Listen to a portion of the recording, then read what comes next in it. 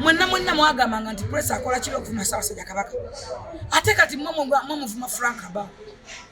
mumuvuma Jennifer mukola okwata pressure yali akola kirungi olwokuba ensonga z'abalimu okutegeera n'okuziyimbira n'okumanya mwasooka ne mutugamba tetwamukuta tulimba taliyo ne gubatuulamu ne mbagamba bundinde kooti bwe yazze mu kooti ate kati mwefudde mwagala ki wafaayo n'ogamba nti kwesaba mukute n'omukazi w'amamina amangi muloogi gw'oyogera arrogance eva walemu watolisobola kuba tosobolangako bino si byababuyabuya mubirekera abategeevu nganze n'abawo yabawo omuvuma waki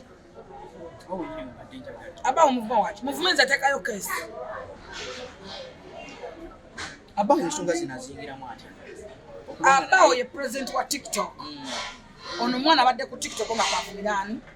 avuma Ssaabasajja Kabaka avuma president w'eggwanga Uganda His Excellency Dr. Museveni nze ni mwabuza president semateeka empa obuyinza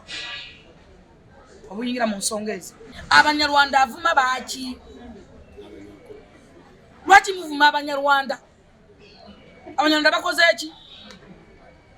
mumukyavuma Abanyarwanda gye kwekanga nga Omunyarwanda yakuwa amazzi gonyo Abanyarwanda bali wano beeyisa bulungi nnyo waliwo be bazaalidde wano nga baana baawano naye nga Banyarwanda olw'okuba nti balungi mubafuuzina lwa bulungi mubafuuzina lw'okweyisa obulungi essaawa zino abantu abali ku nsonga zino abakitaddemu nnyo amaanyi bawesitana be bayimiridde Kabaka Mwanga Mutebi okulaba nga ekintu kino kivaawo ekyokuvuura Kabaka ate tutegeera lwaki abaana Abaganda be tulina ku intaneti bejumbidde nnyo mu kintu kino ky'okuvuura ekyokusapootinga omwami ono abadde avuura Kabaka wa Buganda kintu ekyo naffe tetunakitegeera kivaawa tuli awo tetutegeera lwaki Abaganda abasinga nze nabagamba omuntu omusirusiru ne lwasoma asigala musirusiru kategeera ekyokutegeera si tteeka nabagamba nti omuzungu agamba nti common sense is not a common tolowooza nti buli muntu alina common sense kati Frank Abawo bennyini bayamba bamuvuma abadde abaliisa kati Abawo nga bw'omulaba Abawo tuna essuuti yokka gy'ayamba ezimbira omuntu ennyumba masikinizamu essaawa gyasa $7,000,000 bano abannaku asobola omugulira n'akamotoka kalamba essaawa y'Abawo baadde bagenda kuyamba ky'Abawo era yalwawo n'okulwawo okwetegula ku miwulenge baadde banateramuwa butwa kubanga tebalina kiddako tebalina mirimu bannaku eva babeera ku live 24 hours bakola ddi eno ensonga nno y'amaanyi mulaba nga bamusomedde emisango mwatugenda kudda nga bamusomera 10 n'egi oba 9 oba 10 tolowooza nti gyaweddeyo bwe tunadda nga bagenda ssoma emirala nze ku busungu bwe nnina ne bwe kooti emusalira ekibonerezo ekitonotono ndi wiringa okukola apiiro ekyo kooti ya Buganda ebeere ng'ekimanyi lwaki mu kooti agisaba entebe eno bagimu ali badde mu kooti nga tasaba ntebe yangamba nga kufufika Violet ekiwandiiko manguze bampe ebyange nange ne nkwanguyiza wangamba nkwanguyize nakwanguyiza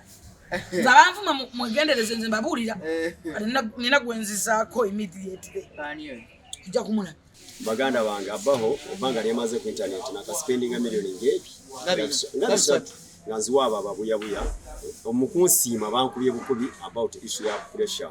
ekyokubiri Frank sina kyenfiirwa ekyokusatu ndi ku right entuufu nze babaana budde n'endwandira Kabaka wa Buganda gwe tonjagala ssaawa zino nina kaadi ogiraba mbadde ntudde ne minisita ne ba ministers ku mukolo gwa honorable Sele kuba bandaba mu sinaga z'okulwanira Kabaka wa Buganda kati gwomubuyabuya ne president gwomubuyabuya bora Frank nange ngenda kuboora. Mor Cakes and Events Limited bakola cakes eza birthday okwanjula baby shower bridal shower mu buli design yonna gy'oyagala traditional cakes n'ebika ebirala kosa n'okutegeka emikolo ne girabika bulungi. Basangibwa wa Kaliga okumpi n'akatale k'aba veteran ku namba z'essimu z'olaba wansi awo ku call ne WhatsApp kola order keke kutuukako yonna gy'owangaalira. Byonna oyagala bibajje bitanda dining oyagala ntebe nnungi za class ziliko oyagala wardrobes ez'omulembe oba oyagala duvet bed covers ez'omulembe oyagala kibitanda bine bitagwamu bitagombe bitalumya mugongo byonna Farukwa Nsangi basangwa kibuye ku Ntebe Road bali opposite ne Petroske okumpi ne Keti Motors genda obakubire kusima namba z'essimu ziri wansi awo yogerako nabo jango lambule jango gule amanya nze Nsuuga Mustafa nkola ne Alihira Holdings Uganda Limited tuli bakozi ba biodigester wamu n'okuzimba okwenjawulo so olwaleero tuli waneeno nga tuli nkola biodigester ekyenjawulo ekiriwo nti yo eri mu basement wakati okusinziira nga bulijjo abantu mu kiraba ti eno parking road so eri wansi eri parking lot eri basement. Leero tukoze size y'abantu 5 ng'era erina capacity okusavinga ekizimbe kino kyonna nga wekinaabeera. Wano eno ng'era emigaso gya bulijjo gya biodigester tebagenda kunuunamu. Atwetaaze ku namba z'essimu 07017669992 ne MTN 0789224230. Enamba ezo zonna kweziri ku WhatsApp. Munnayuganda omulimi n'omulunzi atunda ebikozesebwa mu kulima n'okulunda buno obubaka bubwo anti bannaffe aba Afro Canada Business Initiative wamu ne Global Events Canada bakuteereddewo omwoleso ogutuumiddwa Agri Business Canada International Expo 2024 awo ku Queensburg Convention Center okuva ng'ennaku z'omwezi 10 okutuuka nga 11 August 2024. Mugenda kubamu okwolesa ebikwata ku bulimi n'omulunzi eby'enjawulo, emisomo egy'enjawulo, okuyigiriza okukozesa ebyuma bikalimagezi mu kulima n'okulunda, engeri y'okugaziyaamu akataleko emitala w'amayanja wamu n'engeri y'okufuna zi international loans. Okwewandiisa n'okumanya ebisingawo genda ku website yaabwe eya www.afrocanada.net oba bakubire ku ssimu ezo. Nja kusooka okwebaza omukulu wa James Kigungu nebaza ne big events basazeewo okulaba nga batuta Mufti Mufti Menk agenda kubanga ajja mu ggwanga Uganda okuba kubyaluŋŋamya awamu mu ddiini mu kulaba nga tutambula wamu mu Katonda okumanya Allah n'okwongera okumwebaza n'okumusinza. N'olwekyo mbakubiza mwenna baganda baffe abasiraamu n'abatali basiraamu okusobola okujja okubeera nga Mufti Menk azze mu ggwanga Uganda okumwaniriza. Naye twebaze nnyo abo bonna abatodde ku lwa Allah, abatodde ku buyinza bwa Allah nga James Kigundu okulaba nga ayimira mu nsonga z'obusiraamu nga atayagala nnyo Obusiraamu, atayagala nnyo abantu bonna Bannayuganda okuba nga bayiga nga basoma. Era y'ensonga lwaki olaba nti akatabo Success and Fair Based on Truth and Reality yakakola n'atakateekawo ng'ayagala eggwanga lisobole okubeera ng'otambula kutufumitiriza. So nyongera bajjukiza nti Mufti Menk agenda kuba nga atuuka. Nebaza nnyo Seeka Yashin naye mwebaza nnyo oyo mukuba ku kikutemu. Nebaza nnyo big events okubanga evuddeyo negamba at this time tetugenda mu bintu byakwepiikya byakutulaga butiiti wabweru nesala negekateeka ekintu ekitugattako. Awo wali Katonda tewali kirema, awo wali essala oba wali Allah wabeerawo Yesu wabeerawo buli kintu tuba tusanyukira wamu nga twebaza Katonda nga twebaza Allah okubanga asobodde tutulungamya n'okutukuuma. Yes, alright, njagala okuddayo ku nsonga gy'ombuuzizaako. Bannayuganda simanyi kye mwagala. Bannayuganda nabagamba nti omuzungu agamba nti common sense is not a common. Omuzungu agamba nti play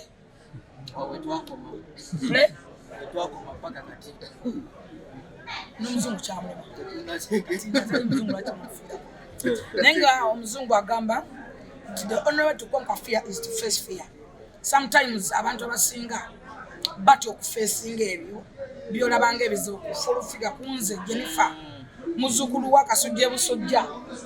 Nze ndi mukyala Muganda. I'm proud to be a Ugandan, but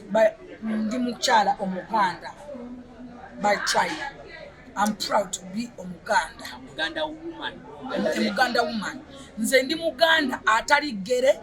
atali wawu, atajulizibwako gwe batayongerako. Ndi mukyala Muganda, nze Nakitto. Ndi muzzukulu wa Kasujja Busujja, jjajjange mbadde naye wano kati saawa eno. Ndi wange ye.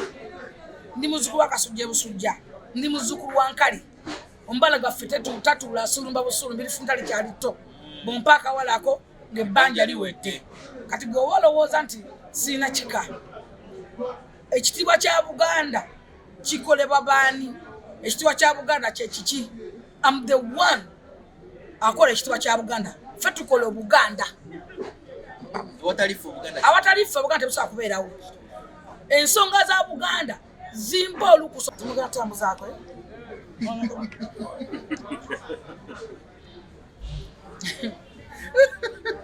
Mbale ne jjajjange ow'ekitiibwa akulira omutuba gwa Mutesasira Owengo. Munyiivu. Obuganda bwonna njagala obategeeza nti Obuganda bwonna n'abakulu mu Buganda bwennyamivu ate era buli in touch naffe. Bw'osinziira ku positi ya Katikkiro abasinga mwani mwagala Katikkiro dde mu kooti Ssaabasajja Kabaka aveeradde mu kooti nga Nakangubi wendo nga Nakitto wendi ukamusi oyagala jjange Kasujja Busujja aveeyo nga wendi ate nze mba nga saaki oyagala mutasingo aveeyo mutesasira male kuvaayo bavaayo era bali in touch but not what in camera in public ate etera ono boyagala okwagolozaako abaganda batufumujja balozaako kale oyagala bategera mu mute mujja kyankala mujjalabo kukyakala tuyina okuboola oyo omwana ne waba apangisa ku ttaka lya Buganda kalinako kazi tuyina okumuboola ne wanywa bunywa amazzi kudduka kwagula ne waba alinye taxi kebere boda ng'agirinya tuyina ogiwaana n'okugiboola ffe ng'Abaganda mwana namuyidde asaba olw'okutyoboola ekitiibwa kya Buganda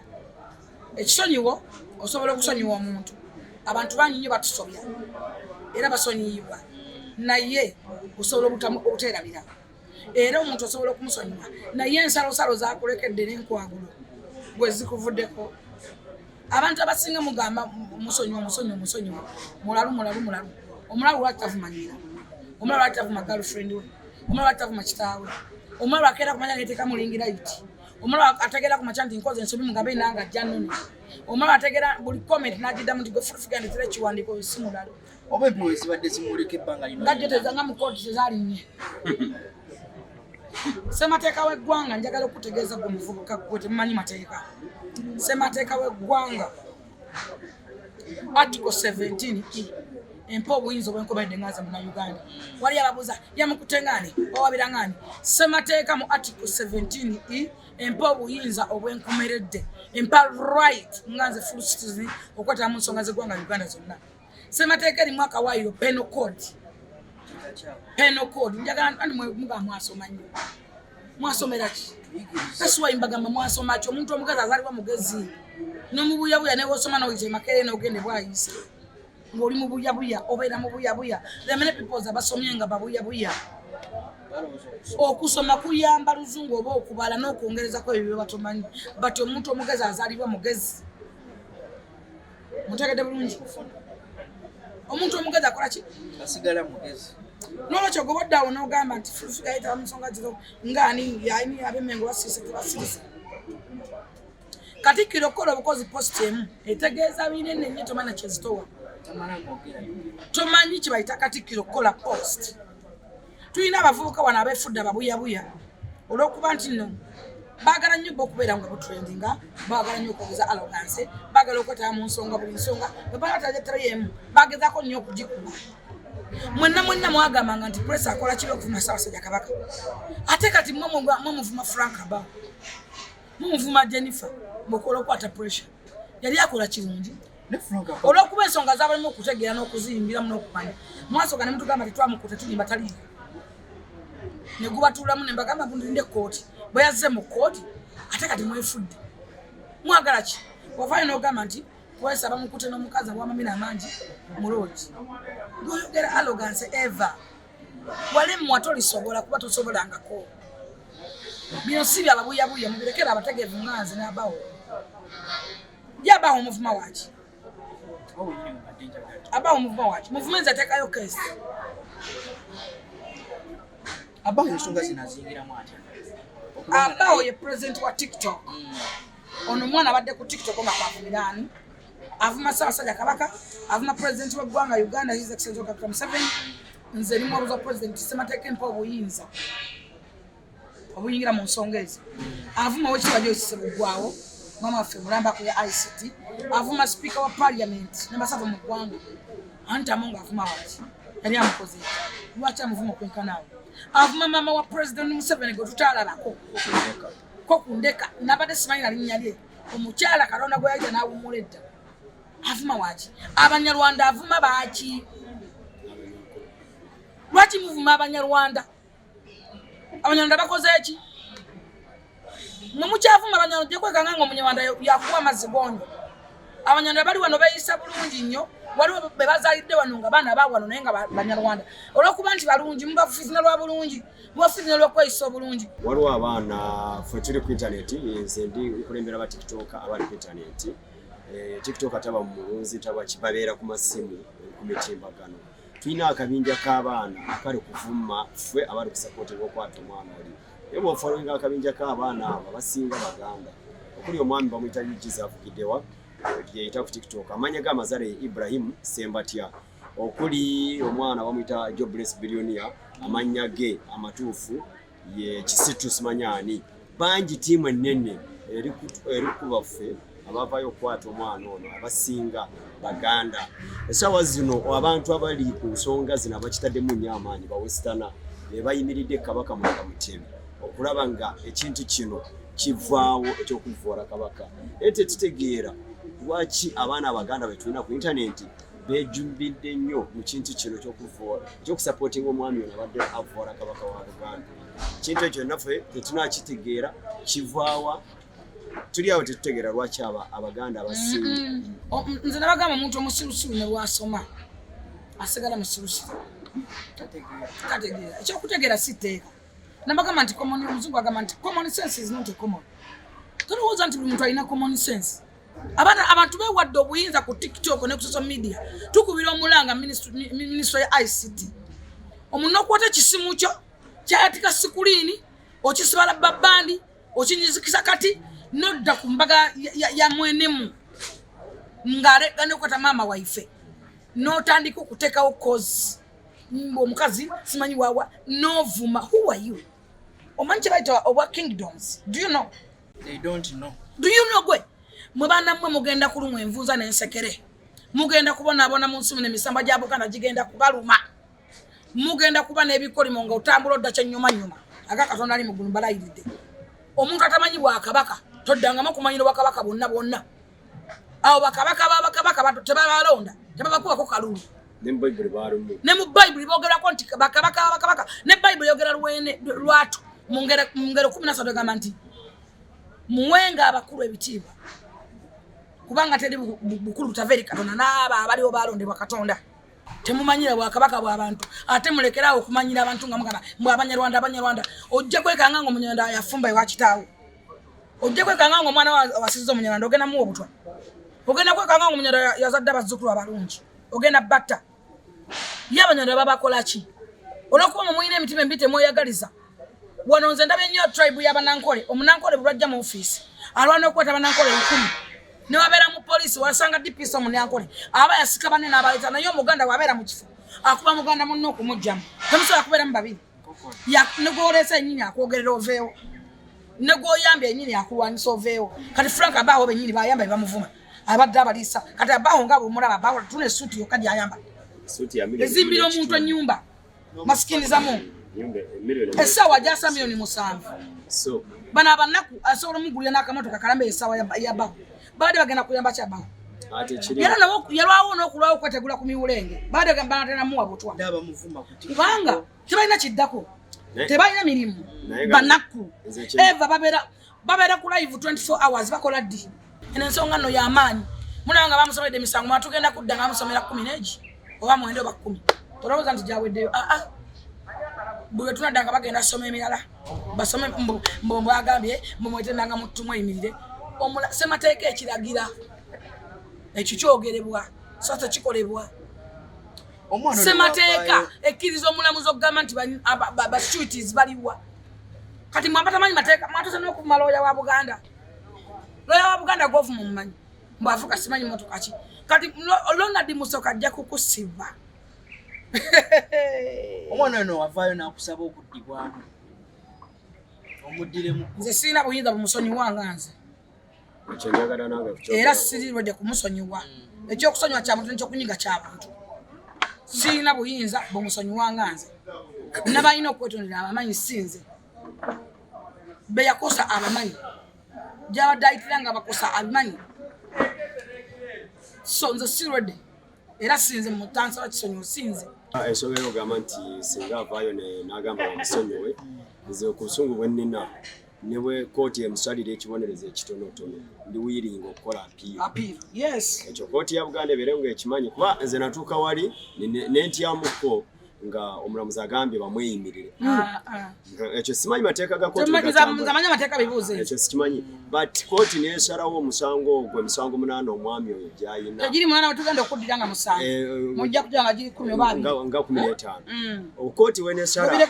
wenesalirawo ekintu ekyo nga tekiri mbwenkanya nga tetuli bamativu nze ngenda kola appeal nganze Frank Abaho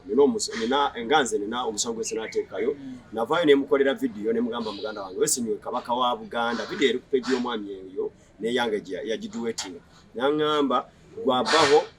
wepanka nkulabe mu office simanya Joyce Sebugwawo ni tugenda kukutanga sina bakwati wago musango bange je guli sina gugulawo ekyo kube navuma na Samuel Kakande navuma mama wa Museveni ko kundeka navuma na Samuel Kakande navuma man of God navuma pastor Bujingo yes navuma pastor Bujingo navuma nabagereka ntu Mesiyazi yesiyaga no mucharo wetoro navuma Ronald Mutebi nti azare ebyane abadugudugu abana be n'abavora nti badu bingi byayogede ku Mutebi Ronald Mwena Mutebi so koti ya Buganda mwami we musalire ekibonezo nga kitono nze ndi wiringo okola appeal nze sina kyefirwa ndi wiringo okola appeal fati teka mu sente za feze ne full figure teri atekamu fa batekamu sinana kufuna yo muntu yananga ava ku side ya Buganda era nebaza government okutuwa ku side nebaza nyo kanso na habu precious ne kanso Lutaro Robert aba Erigon Company advocate abami abawena batukirira kubanga musango go kugugulawo kyantwaliro kyankalubirira nagenda ku police nga police ngoba ngabagutya ngabagamba musango limu kugwa abanene ngabangamba genda ne bangamba nebaza omukyala yansindika kweri eri police eringa ole muziki twagitali odi Kampala bichi odi Kampala ngamba wena kugura ko odi Kampala kubanga omusango gwemengo nengena ko odi Kampala na Uganda obulungira bampuliza nebaza omukyala kwa esimu naye tebasobola kugulawo ne bansindika ekawempe ku omwami akulira abasayi Mr. Waswa ali mulungi nnyo na directing abanyina okukola era kyamukwatako nagamba loya wange awandike byonna loya wange ng'atambula ng'ateeka amafuta ateekamu ssente loya wange yawandika yamala okuwandika n'ataaginga abakulu tetwafusobola kufuna information nenza nemugamba wandika otaginga no nangamba bati nemugamba kiwandika nzo jimpe wataginge natagingira abajeno natagingira afande damulira natagingira abantu bangi afande damulira nsonga nemukwatako nima taking action kati bana bagala okubogera konze saachikola mulimu kunjogerako ate ndirwedde okwongera okutekamu nze ndi Muganda nina okukuma ekitiibwa kya Buganda nina okukuma ekitiibwa kya President Museveni gwe ne woba toyigagira Museveni toyina right evuma president semateeka mu penal code 7 oba section 4 wa Museveni obuyinza toyina right evuma president wa gwanga Uganda you don't have semateeka ewa obuyinza obwenkomerede ku president wa gwanga ana right ekwagagawaza ekwavaza obekutta eyo peni Museveni jakwa na sign na wandika one squat esobola ganto nagende kalaba chova Museveni wakwata governor wa bank na tano governor semateeka mu obuyinza ni waganti Bank of Uganda James Sendezo na semateeka ya mu obuyinza obwenkomerede kubanga emukulembeze tona jogena mu karado musiba nchikudamu wakwate mu manya tamanyi yemuga tulabisa Museveni mumuvume Museveni toyina right evuma mu no abo kyagwanyinga ali mbuyinza na Katumba oye ne wabera bawo nga yafuuse president toyina right toyina buyinza semateeke mu obuyinza obwenkomerede